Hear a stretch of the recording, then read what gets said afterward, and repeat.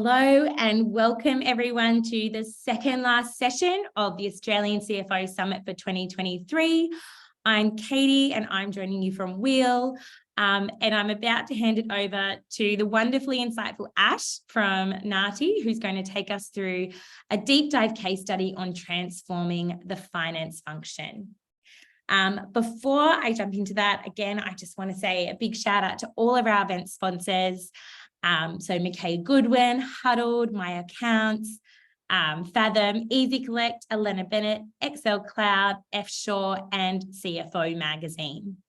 I'm sure this is nobody's first session, so I'll whiz through the next bit. But as with all your other sessions, bit of housekeeping. We do have the chat function down below. So why don't you drop in and say hello and welcome Ash to the call. We've also got the Q&A function to ask any questions. We'll be picking all of these up and answering those at the end. So please make sure to jot anything you have that comes to mind in there as we go. And we'll hand them. Yeah, I'm going to hand over to Ash now, who's going to take it away. Thank you, Ash. Thanks, Katie. Thank you all of you for tuning in. It's an absolute pleasure to be speaking on one of the current hot topics, that's transformation of finance function. So I am Ash, I'm the chartered accountant and by profession, and I head the finance function at NATI. So it's been my privilege that I was part of the digital transformation at NATI and was able to lead the finance transformation over the last couple of years. So it is my absolute privilege to be able to take all of you through my learnings and experience that I have gained on this journey. So transformation of finance function is a broad concept with many components. Today, we'll be focusing on the technology component of it and seeing how automation and digitization can transform the finance function. There's a lot to unpack, so let's get started. I'll be taking the questions at the end, so please put in your questions either in the Q&A or the chat box. I'll share my screen now.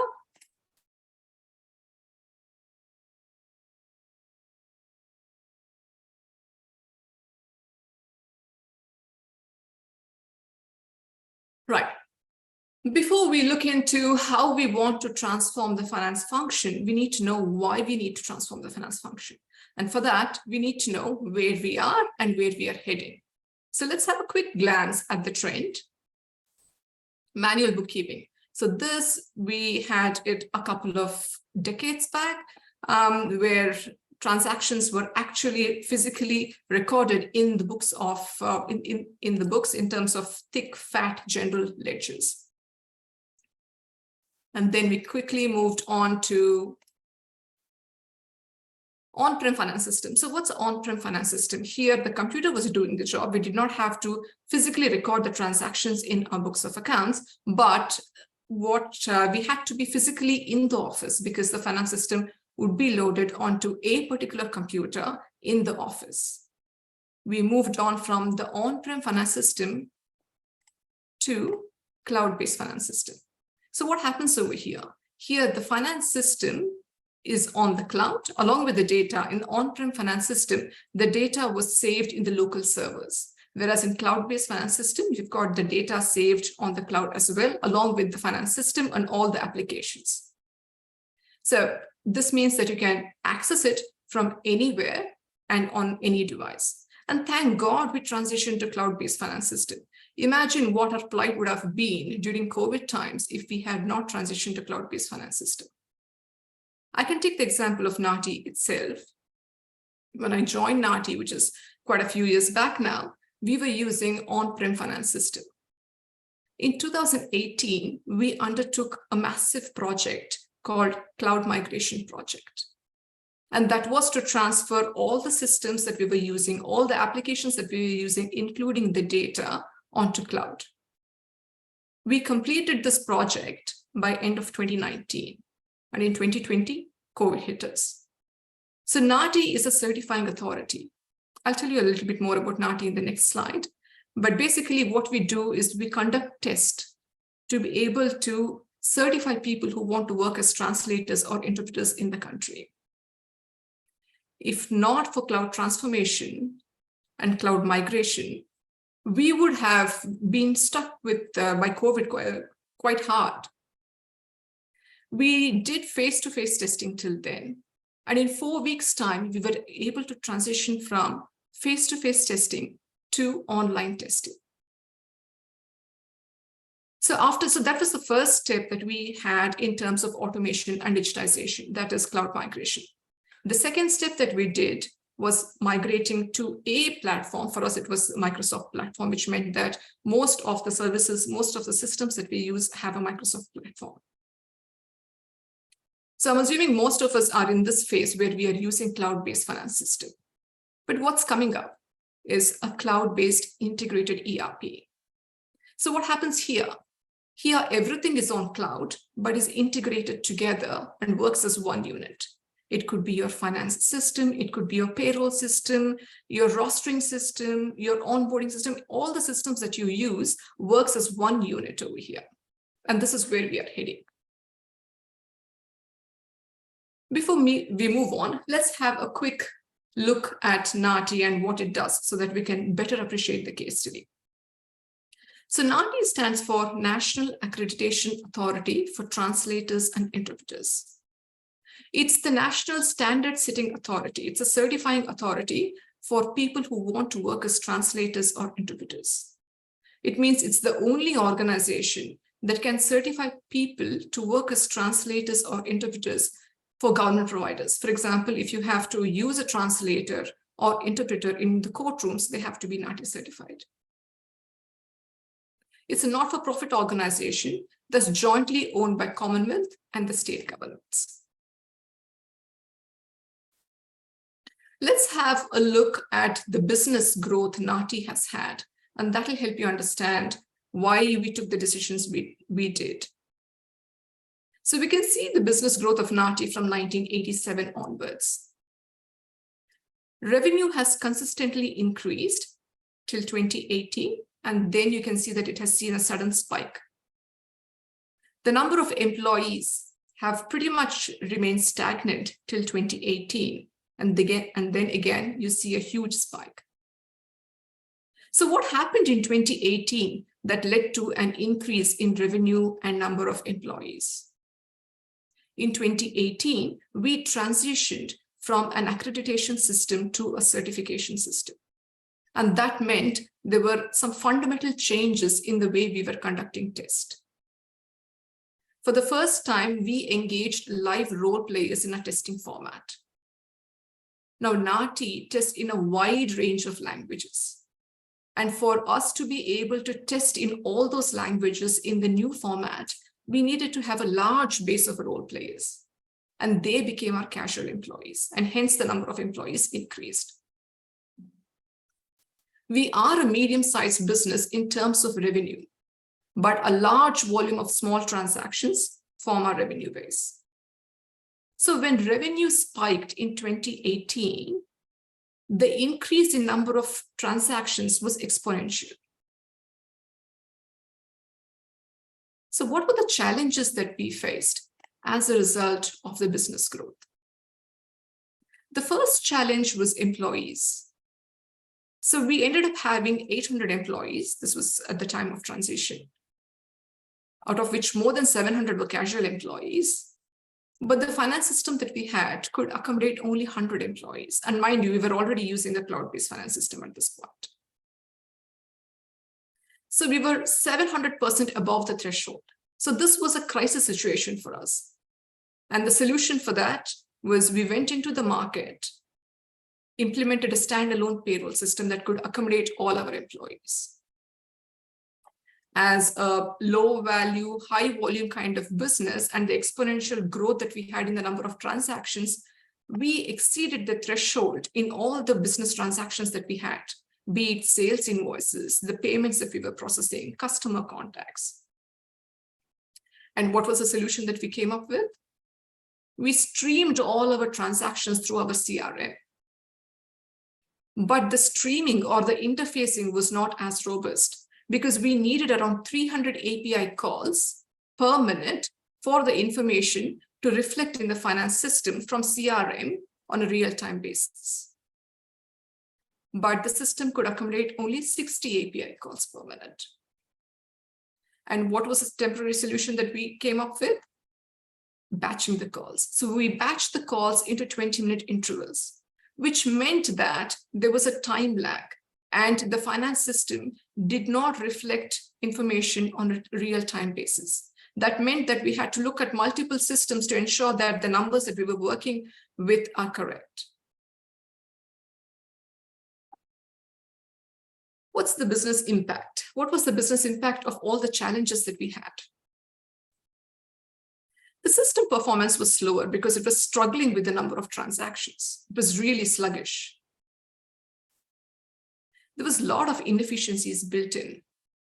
For example, large reports could not be generated in one go. One such report was business activity statement.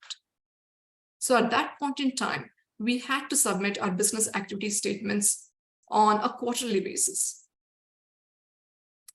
Now we have to do it on a monthly basis because we have continued to grow. But there was no way the finance system could extract 3 months worth of transactions in one go. So we had to split the period into smaller chunks, extract multiple reports, collate all the information to submit our business activity statement. This is just one example. We constantly had to develop workarounds that allowed us to keep the finance system operational. And this decreased our productivity and increased our resource costs big time. The second impact was risk of losing financial data. Because we were streaming all our transactions through our CRM, and that streaming or interfacing was not as robust as it should be, there was always the risk of losing financial data. The finance system was pretty restrictive in what we could do, be it processing, storing, analyzing, or reporting data. We always had to resort to the workarounds that we had. And there was limited customer support that we got from our technology providers because we had clearly exceeded the threshold. This exposed Nati to further risks because the finance system could become not operational and we could be left with no finance system. So the finance system that we had could not accommodate the current volume of transactions, let alone future-proofing the business. Here I've taken the example of the finance system, but we have implemented a new ERP and we have done a lot of automation around it. You will see that towards the end of the session. But any problem that you have, any pain points that you have that you're trying to automate, you can pretty much use the same procedure. Start with the challenges, see what the business impact is, and then measure the gap. So once you know that you are facing some challenges, you have a business impact from those challenges, then you need to do something about it. And the first step towards that is preparing a requirements document. So prepare a requirements document, which includes both functional and non-functional requirements. So what's the difference between the two? Functional requirements from a finance system point of view is things like how many sales invoices can you generate? What's the number of customer contacts you can have? Non-functional requirements are more like attributes. Like, does it allow for multi-currency reporting? What sort of workflows does it have? What levels of dimensions does the system have? So consider both of them. And then base your requirements document not just on the current volume of transactions, but on your projected future growth. The third most important thing is to conduct stakeholder consultations and meetings. Always remember that finance function is a support function. For us to be able to do our job well, we should be supporting the business units well. So it's important to conduct stakeholder consultations, whether it's the IT team or the operations team or the other business units, so that you get their inputs. This has a lot of advantages. Number one, this ensures that your requirement document is complete and thorough. Number two, you're taking the key people of the organization, the key stakeholders, along with you on your journey right from step one. And that's very important. because you need to feel supported as well on this journey. And it's very important for you to have key people along with you. The last one is to review current processes and streamline them. Most organizations before automation would have some inefficiencies built into the processes. For example, at Nati itself, we had workarounds that we had built into the processes. So before we automated the system, it was important for us to review the current processes, remove those workarounds, remove those redundant practices that we had, and ensure that the process is streamlined, at least on paper first, before we automate. By the end of this step, you will have a requirements document which is complete, and you would know exactly where you need to be or what you need. And you can compare that with what you have. And that's the gap that you need to plug. The second step is bridging the gap or plugging the gap. Here you will have to take some business decision as to how you want to do it. And this might involve preparing a business case and submitting it to the board of directors to get their approval for the business change, the decision that you're going to take. I've given a simple example over here, but the options that you would provide will vary from organization to organization depending on your situation. Option one for us was to not do anything, leave things as they are, maintain status quo, buy time if you wanted to. So in each of these options, you consider the cost, risk, and benefit. I've just stated few simple cost and risk items over here, but it will be much more elaborate. So cost, for example, in option one, there would be no upfront cost because we are not implementing anything, but there would be high maintenance cost because we are constantly creating patches to move things along. And the resource cost would also be high because we are having redundant tasks in place. What's the risk? The risk is that the system might not be operational and we might be left with no finance system. What's the benefit? There's no implementation risk because we're not implementing anything. And you don't have to manage change because nothing is changing. Option two. So this is the intermediary option. That's retaining the system that you have, but implementing a point of sale. If you remember the challenges slide, you can remember that the first challenge was employees. And that was sort of sorted for us because we implemented a payroll system. The real pain point was the number of transactions. And that could have been addressed to a limited extent by implementing point of sale. So what was the cost in this option? Implementation of point of sale, that's the upfront cost. What's the risk? The risk is that we are not addressing the issue. And the finance system might still be not operational. What's the benefit? The benefit is this option is less expensive when compared to the third option, which is going to be implementing an ERP. Option three is implementing a new ERP. So what's the cost over here? This is the most expensive of the three options. The cost will include implementation cost, which is a one-off cost, support and maintenance cost and subscription cost, which is going to be an ongoing cost. And you compare the cost in this option to the remaining cost in the remaining two options and indicate what's the incremental investment that's going to be made over here. The risk is because we are implementing something, there's always implementation risk, there can be delays. And because it involves change at an organization level, you'll have to manage the change effectively. What's the benefit? The benefit is you're addressing the root cause of the problem and future-proofing the business. So once you put all the three options, you obviously have to provide your recommendation, provide a justification for your recommendation. In my case, I recommended option three with the recommendation as to why I'm recommending option three with break-even analysis for the investment that's going to be made. So once the board of directors have approved option three, the next step is to shortlist and select the system. Now, it's important to ensure that you select the right technology partner for your automation. Is just as important as selecting the right product or system. So next we move to the selection process. So what are the things that ensures success in this particular phase? One crucial thing is to have a limited number of features that are non-negotiable for you, not a laundry list of features, but just a few which are non-negotiable for you, which are absolute deal breakers.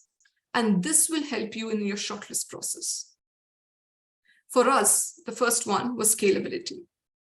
Because we had moved into a cloud-based finance system a few years back, but we outgrew it really quickly. So I was looking for an ERP that could be easily scaled to higher levels. The second thing is better internal control. The reliance of information coming from finance system is very important. So I wanted to build internal controls in the finance system itself. For example, segregation of duties, so that no one employee can complete the transaction from start to finish. I also wanted to embed financial delegations so that the workflows could go in accordance with the financial delegations. The third thing was ability to interface with other standalone systems. So we had implemented a number of standalone systems to accommodate our growth. So it was very important for this system to be able to talk to all the standalone systems. And finally, seamless integration with the rest of Office 365 suite. At Nati, we use Office 365 extensively. The second step of automation was moving on to a Microsoft platform for us. So we wanted something that would seamlessly fit with the existing IT infrastructure. In terms of technology partner, what were the things that we were looking for? We wanted a technology partner who would invest the time and resources to know our business and the interfacing, because we had complex interfacing with our CRM and the other standalone systems. So we needed the technology partner to understand the intricacies of those interfacing and provide us a solution that would suit our needs. Maybe customize it for us, not sell off-the-shelf product. The second thing was effective collaboration. Because we have got multiple systems and multiple stakeholders as well. So it was very important for the technology provider not just to collaborate with our finance team or the internal IT team, but they had to collaborate with all our external IT providers as well. Third thing was strong project management team.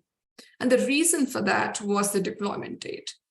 So we wanted to go live on the first day of the new financial year, which was 1st of July for us. And we wanted to go live on that particular day because we did not want to use 2 finance systems within a financial year. And also, we did not want to bring along the historical transactions, the legacy transactions. We wanted to start with opening balance. And hence, there was no scope for delay. And that would have been possible only when we had a strong project management team. Right, implementation. So I have divided implementation into 3 broad phases for ease of conversation. The first phase is discovery and planning phase. And I think this is one of the important phases of implementation. You need to invest the time and resources needed in this phase. You need to spend time with your technology providers so that they know exactly what your requirement is. By the end of this phase, they should know what to deliver and when to deliver it. And that would be half the battle won. The second important thing is internal planning. So implementation of an ERP itself is a massive task. And end of financial year is the busiest time of the year for us. So combining both of them and implementing an ERP at the end of financial year, you can imagine the amount of planning and forethought that needs to go in, especially when you have got multiple external IT providers. So the next phase is design and development phase. So what are the key things that will ensure success in this phase? The first thing is clear project implementation plan. And this has to be as much in detail as possible. And you have to set milestones, you have to set deadlines for each of the milestones. So what this ensures is you will be able to catch the delays early and take corrective measures so that the project itself is not pushed out. The next important thing here is effective communication. So if you remember, in the first step, when we prepared the requirements document, I spoke about how important it was to have the key people with you on your journey right from the very beginning. So it's not just important to have them at that stage, but you have to take them along with you in your journey. And this is one of the ways in which you can do that, through effective communication. Have regular meetings. It might be just a 10-minute meeting, but it's important to keep them updated about the status of the project as to how the project is tracking, both in terms of time and budget. Here I have, in the third phase, I have clubbed a couple of things. That's training, testing, and data migration. Let's start with training first. Conventionally, training is done at the end, towards the end of the project. But what I did was I put training on a piecemeal basis. And this is where the planning in the first phase comes into picture. So what I did was, as and when the development was done in bits and pieces, like, for example, the accounts payable module is done. So you provide access to your team, to your staff, to that particular module which is being developed. And you provide them training as well. You front load training as well. You check your finance calendar and put the training during the non-peak times of the month. This has got a number of advantages. One, this will ensure that your staff, they're comfortable with the change because you have given them early access to the system. So they've pretty much worked and played around with the system for 3 months before deployment. And this is one of the tools that you can give to your employees to embrace change. Second, you have given them the time to digest the learning and also put it into practice before they go into deployment. And this ensures there are less errors while they start working in the live environment. And this also ensures that you avoid the bottlenecks towards the end of financial year. The next important thing is testing. Here, you've got two kinds of testing, pressure testing and UAT. Pressure testing is usually done towards the end of the project, and that's what we did as well. So we pushed through around 4 times the current volume of transactions to see whether the system can withstand sudden spike in demand and also future growth. The next kind of testing is UAT, or also known as user acceptance testing. Conventionally, again, this is done towards the end of the project, but what I did was I front-loaded it. So once the module is being developed and I have provided access to my staff, training is provided, there is nothing stopping them from testing the system. So this was done on a piecemeal basis as well. And what are the advantages of doing testing on a front-loading testing? It'll help you iron out the issues early on. And if at all there are any improvements that you are seeking after using the system, you could probably include that as well, which enhances your user experience. Data migration. So as mentioned earlier, we were not transferring the historical transactions over. We were transferring only the opening balances. We were starting off with the opening balance. But we did have a huge list of contact list. I mean, we had more than 80,000 customer contacts itself. And to that, add examiner contacts and vendor contacts. So we cleansed that data, and we did the cleansing bit when the technical team was busy during the development phase. And then we migrated the data before deployment. Okay, so what are the benefits that we have seen? So the benefits that you see over here are not just implementing a new ERP, but also the other automations that we have done around it. So we automated around 90% of our sales invoices. What does this mean? It means that in 90% of cases, there are no manual intervention involved. Sales invoices are generated automatically, sent to candidates, payment is taken through the payment gateways, deposited into our bank account, comes into the finance system through bank feeds, automatically gets matched and reconciled with the invoices. We have also automated around 80% of our examiner purchase invoices through interfacing it with our CRM and examiner portal. Now, employment cost, this is the second examiner expense, is a second major expense for NATI, apart from employment cost. We have automated payroll as well, which you'll be able to see in the last slide. But what this does is this ensures that we have automated most of our revenue items and expense items.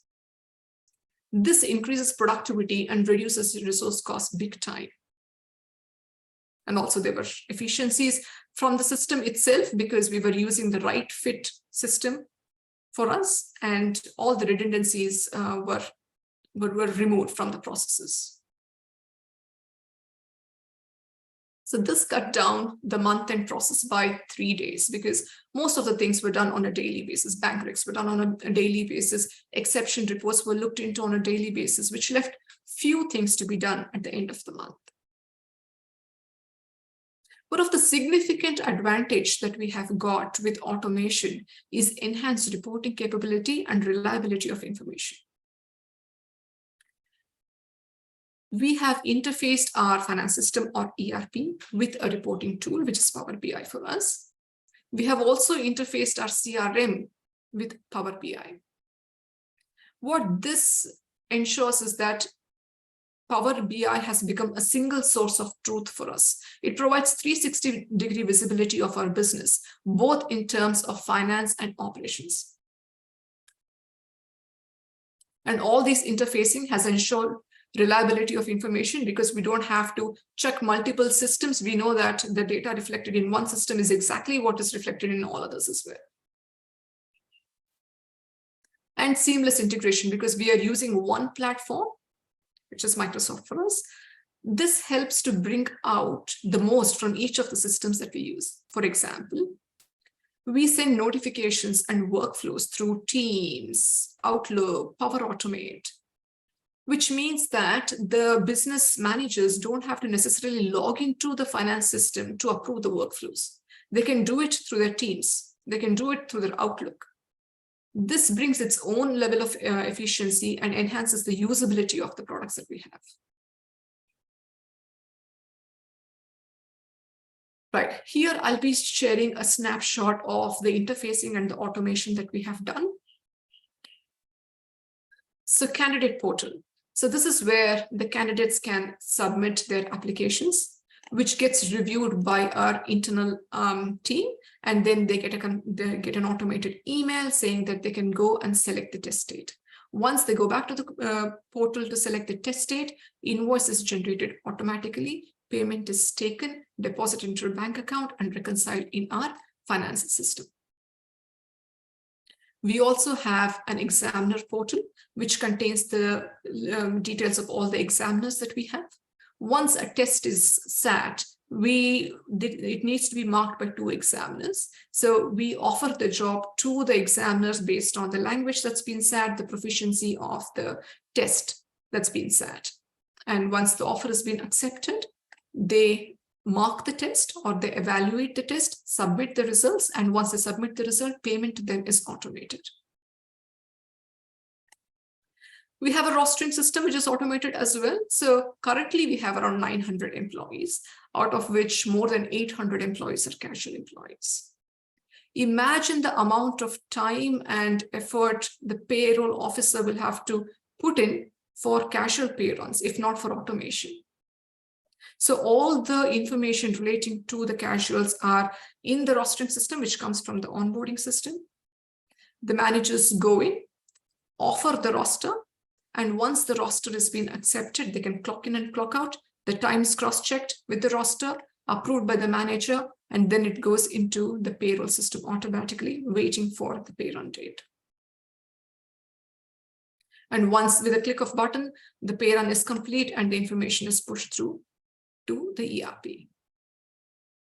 We also have an onboarding system. So any employee who's been offered a job at NATI accepts the offer through onboarding, puts in all the information needed, submits all the forms needed, and that gets automatically pushed into the payroll system. If it's a casual employee, the relevant information also goes into the rostering system. If it's a non-casual employee, again, the payroll for non-casual employees is also automated because we pay based on standard hours that needs to be worked after taking into consideration the leave that comes from the kiosk.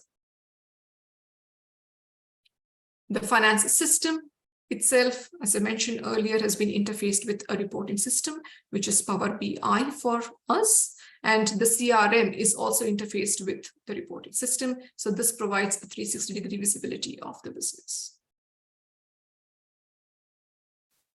All right. So finally, what are the key takeaways that we can have from this journey? The first one, work towards change. Don't wait till it hits you, because that's when you're unprepared. Look for the technological changes around you. See what it can do to your organization. Look for the ways to adopt the change and embrace the change at the time of your choice. Second, take all the support you need. You're not expected to be an expert. So if you need to hire external consultants, please do so for any of the stages. But just remember that you can't outsource your role, because the insight that you have of the business, the knowledge that you have of the business is indispensable for the success of the project. Provide all the support you can. It's much more difficult for people who are at the receiving end to embrace change. So provide all the tools, all the support you can to enable them to embrace change. Automation and digitization will involve some change in the skill set that you would need in your team. So provide the tools to upskill your staff so that they can provide better value-added services for you. And finally, automation and digitization is not a one-time thing. It does not solve all your problems forever. It's a continuous improvement program. Keep measuring your outcomes. Keep looking for efficiencies and improvements.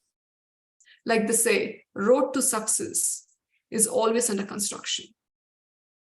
So be ready for your next transition. All right, so we'll take some questions now, and I'll stop sharing.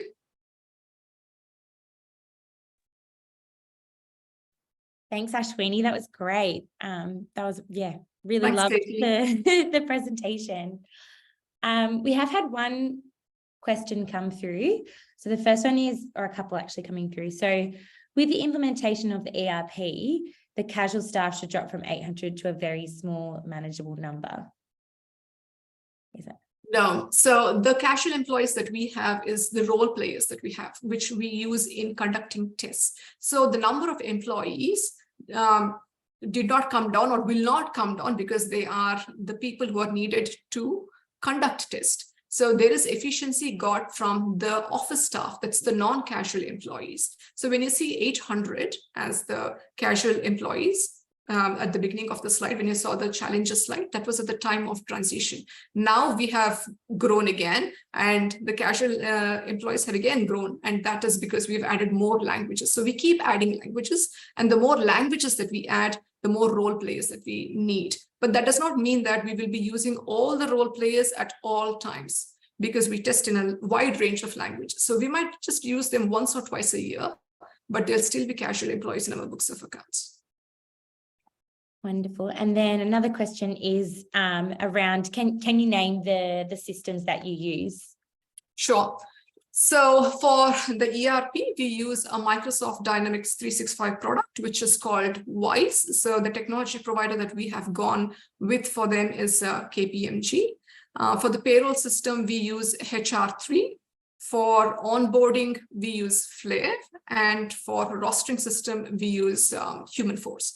CRM for us is customized for us. It's built in-house. So that's not something that you can get in the market. Awesome. Wonderful. We've got another one just come through. Sorry, I'm asking these out of order, but what is your feedback on Power BI? Do you have a dedicated BI analyst who looks after all the BI reporting, dashboarding?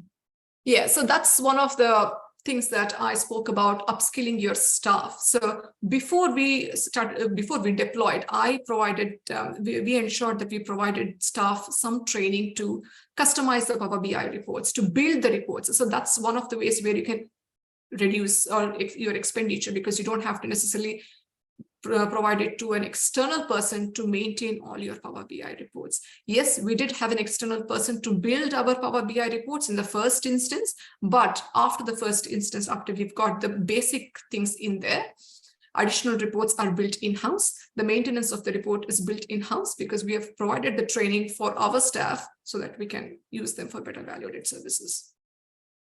Wonderful. So we have had another couple of questions come through, but unfortunately we are at time, so we might have to cover those off via email afterwards. As I mentioned at the top of this session, we're almost at the end of the day. We have one more session to jump into, so you can pick between either performing the month-end close in less than a day, or the one I'll be jumping into, which is applying big tech learnings to end late payments. So difficult choice to make there, but I can guarantee they're both great sessions. Thank you again, Ash, for your time today. This has been super insightful. I'm sure everyone got as much out of it as I did. And, we look forward to seeing you again, I'm sure, at many more summits. But yeah, thanks again. Thanks, Katie. Thank you all for your time. Thank you.